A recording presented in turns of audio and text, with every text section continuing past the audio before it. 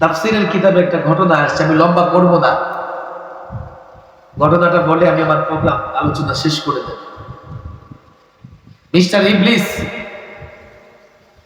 তার পরিষদ নিয়ে বৈঠকে বসছে।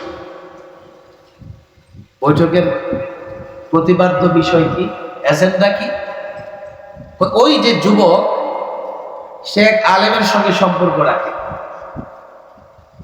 এই সম্পর্ক ছিন্ন করে দিতে হবে। আপনারা বলবেন হুজুর কেন?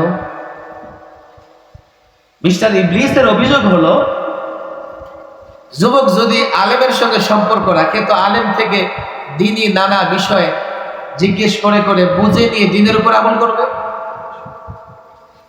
আমি এই যুবকের বক্তব্যে পড়তে দেই নাই, মাদ্রাসায় পড়তে দেই নাই, এখন সে কোথাকার এক মৌলবি পেয়েছে, তার পিছনে পিছনে ঘুরে যাও।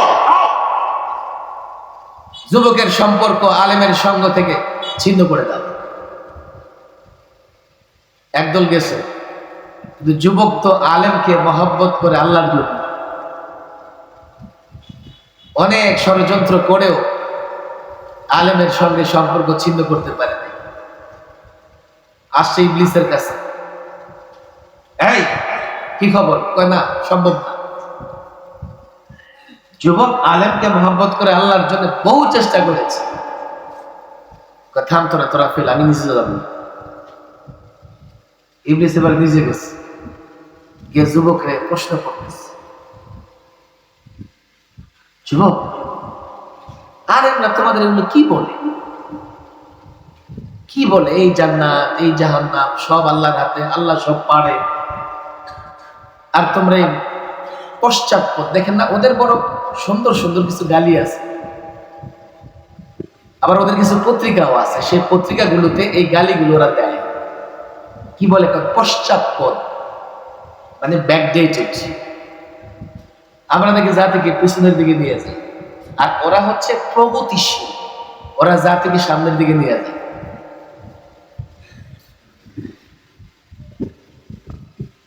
মৌলবীদেরকে কয় ধর্মান্ধ বলে, কি বলে না?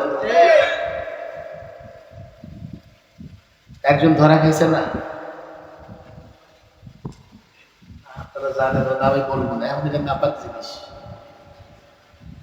দুইটাই ধরা খাইছে, কিন্তু মেনন দুইটাই ধরা খাইছে। সব উষিত নাস্তিক। এই মেনন বলেছিল যে এই হিজাব এগুলো তো আরবের পোশাক। আমি তখন মেননদের বলছিলাম, তুই বেটা কোট টাই শার্ট প্যান্ট পরছ, এগুলো কোন দেশের পোশাক? বাংলাদেশের পোশাক তো পায়জামা পাঞ্জাবি। বাসায় যে লুঙ্গি পরছ, লুঙ্গি কোন দেশের পোশাক? এটা তো ইন্ডিয়ার এক অঞ্চলের পোশাক। হিজাব খুলতে হলে তুই কাল থেকে জন্মদিনের পোশাক নিয়ে বলবি। এতটুকু লজ্জা আছে, আর এটা এই জন্যে আছে, মনে করে যা আছে তা প্রকাশ পেয়ে গেলে আরো বেশি লজ্জা। আল্লাহ মুফতি আমির রহিমাহুল্লাহ অনেক কথা। আমরা লালবাগ থেকে গাড়ি নিয়ে বের হলে মাঝে মাঝে একটা পাগল দেখতাম। এই পাগলটা পুরা উলঙ্গ, হাতে একটা বদনার মতো ছিল, লোটার মতো ছিল, আর পিছনে কিছু মানুষ তার হাঁটতে থাকতো। হুজুর বলে যে একদিন জিজ্ঞেস করলাম, তোমরা ওর পিছে হাঁটো কেন? হুজুর ওর ভিতরে অনেক কিছু আছে। হুজুর বলতেন যে সব তো দেখাই যায়, কি আছে, আবার কি আছে?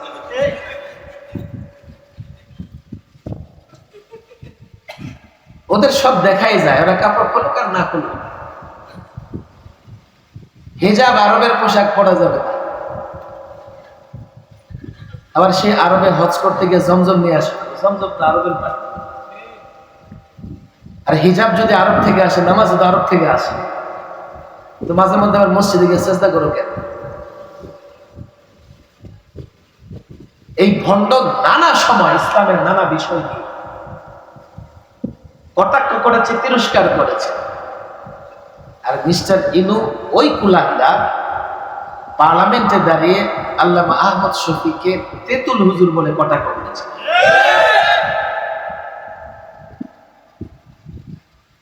এত তাড়াতাড়ি ওদের পরিণতি আমাদের চোখের সামনে আসবে আমরা কোনো বিশ্বাস করি নাই। শুধু মনে মনে ভাবতাম আল্লাহ কবে ধরবা। বিশ্বাস ছিল আল্লাহ ধরবে, বিশ্বাস ছিল আল্লাহ ধরবে। এরা মাঝে মধ্যে আমাদের গায়ে দেবো ধর্মান্ধ, আর আমরা ধর্ম পালন করি, ধর্মান্ধ কেমনে হয়ে গেল? এসব কিছু গালি মিস্টার ইবলিসের চেলা চামুন্ডারা শিখাইয়া দিছে, আর আমার দেশের কিছু যুবক না বুঝে সেই গালিগুলো দিতে থাকে। তো মিস্টার ইবলিস বলে, যুবক, এই ধর্মান্ধ পশ্চাৎপদ ব্যাকডেটেড মৌলবীর কথায় তুমি কেন চলো? আর এই মৌলবী কত কিছু বললে আল্লাহ এই করতে পারে ওই করতে পারে, এগুলো বিশ্বাস কেন করো? ভালো করে শুনবেন, কথা আলেম যা বলে কোরআন সুন্নাহ থেকে বলে মানাতে লাগে, বিশ্বাস তো করা লাগে। আচ্ছা, তোমার একটা প্রশ্ন করি। কি প্রশ্ন? তোমার আল্লাহ সব পারে? আমার আল্লাহ সব পারে। মানে মিস্টার ইবলিস পকেট থেকে ডিম বের করে দিচ্ছে। ডিম চিনেন তো? আন্ডা। আচ্ছা, তোমার আল্লাহ এই ডিমের ভেতরে গোটা পৃথিবীটা ঢুকাই দিতে পারবে কি? যুবকরা তো মাথা ঘুরে গেছে। ডিমের ভিতরে একটা হাট ঢুকে না, এই প্যান্ডেল ঢুকবে না, একটা গ্রাম ঢুকবে না, গোটা পৃথিবী ডিমের ভেতরে কেমনে ঢুকে? সন্দেহ পড়ে গেছে। ইবলিস কয় কাজ হয়ে গেছে, যাও শেষ।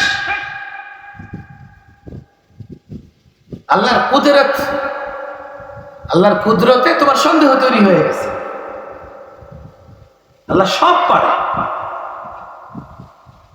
এবার গেছে মৌলভী সাহেবের কাছে। এই মৌলভী সাহেব কি বলেন? জাতিকে গোমরা করতেছেন, প্রশ্ন করতেছেন, আপনার আল্লাহ সব পারে। মৌলভী সাহেব কয়, হ্যাঁ সবই পারে। আচ্ছা তাহলে বলেন দেখি, এই ডিমের ভেতরে গোটা দুনিয়া আপনার আল্লাহ প্রবেশ করাতে পারবে কিনা? আলেম তো আলেম, মাশাআল্লাহ, আল্লাহ তাকে দিনের সমঝ দিয়েছেন, হ্যাঁ পারবে। ইবলিস মাথায় হাত দিয়ে, দেখো দেখো মৌলভী কি করে।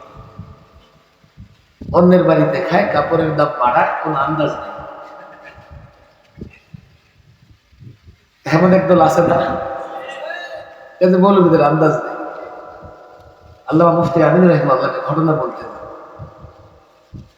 এক ইঞ্জিনিয়ার আলেম ওলামা পছন্দ করতেন।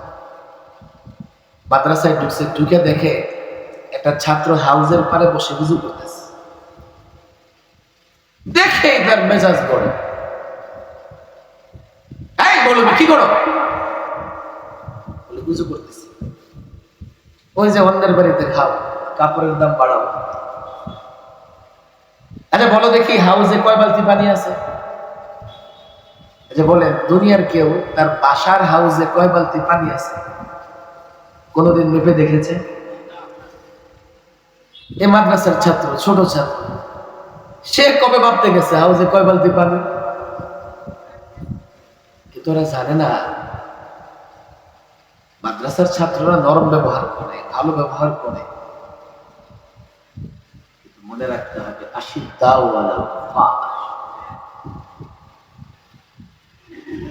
আফগানিস্তানে তালেবানরা বিপ্লব করেছে। আমরা যখন তালেবানদের কথা বলতাম, এই তো জঙ্গি পাওয়া গেছে, ওরাই স্লোগান দিছে, আমরা হব তালেবান, বাংলা হবে আফগান। আমরা হব তালেবান, ওরা জঙ্গি, ওরা দেশদ্রোহী। এমন কথা আপনারা শোনেন নাই? তালেবান মানে ছাত্র। আফগানিস্তানের বিপ্লবের পেছনে ছাত্রদের অবদান, এই জন্য সেটাকে বলে তালেবান সরকার। বাংলাদেশে এই বিপ্লব সংগঠিত হয়েছে ছাত্রদের দ্বারা, কথা ঠিক না বেঠিক? যদি আফগানিস্তানের ভাষায় বলা লাগে তো বাংলাদেশেও এখন তালেবানের সরকার আছে, কথা ঠিক না বেঠিক? আমরা যখন তালেবানের কথা বলতাম ওদের গায়ে লাগতো, এই কি বলে, দেশটা আফগানিস্তান বানাইতে চান? আরে কেউ যদি এই স্লোগান দিয়ে থাকে, আমরা হব তালেবান, বাংলা হবে আফগান, এর মানে হচ্ছে আমরা ছাত্র হব, আফগানিস্তানকে যেমনি মুক্ত করা হয়েছে আমরা দেশটাকে মুক্ত করব। পাকিস্তানে এমন স্লোগান হচ্ছে, আমি কে তুমি কে, বাংলাদেশ বাংলাদেশ, কথা ঠিক না বেঠিক? পাকিস্তানের অলিতে গলিতে বাংলাদেশের পতাকা উঠতেছে। যারা পাকিস্তানে বাংলাদেশের পতাকা উড়াইতেছে, ওরা কি পাকিস্তানের বিরুদ্ধে?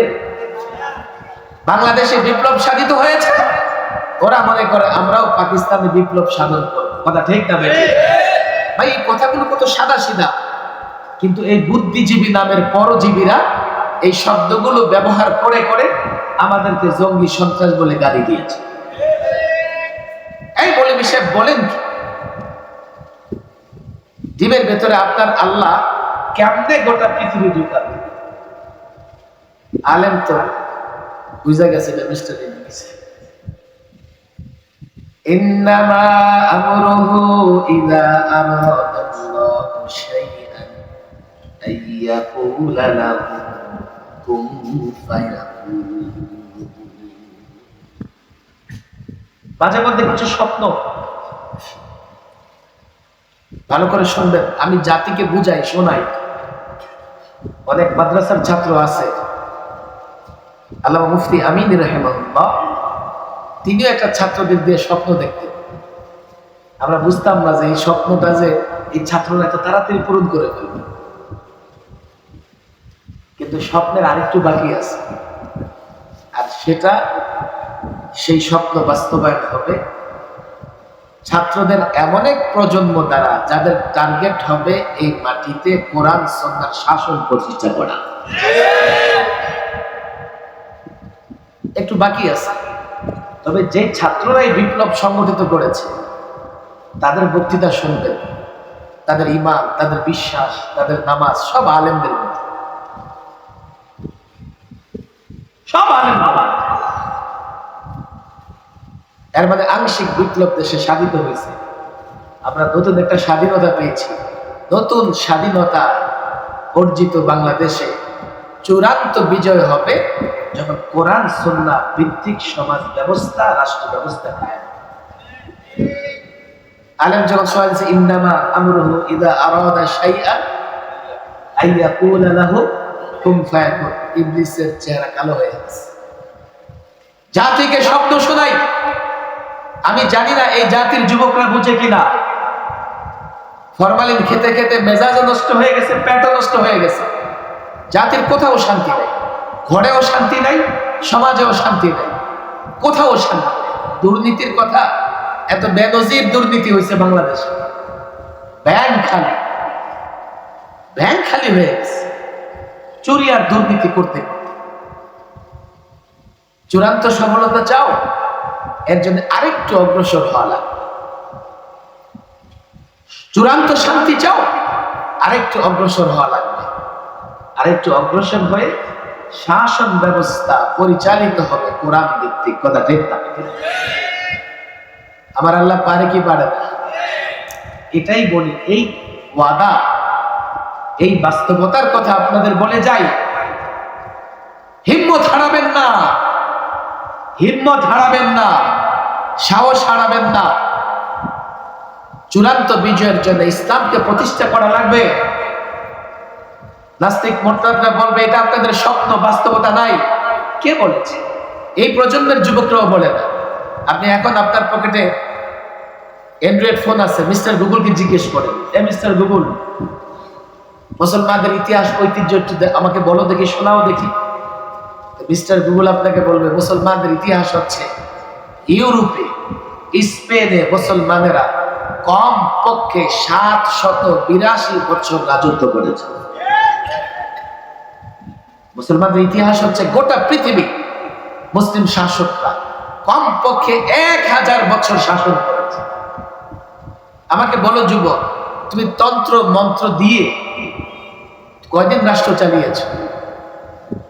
50 বছর, কিন্তু পশ্চিমাদের গোলামি করা ছাড়া, পশ্চিমাদের হুকুম ছাড়া বাথরুমেও যেতে পারো না। আর মুসলমান যতদিন রাজত্ব করেছে, পশ্চিমারা মুসলমানদের সামনে মাথা নত করে দাঁড়িয়েছে। ইজ্জত সম্মান চাও?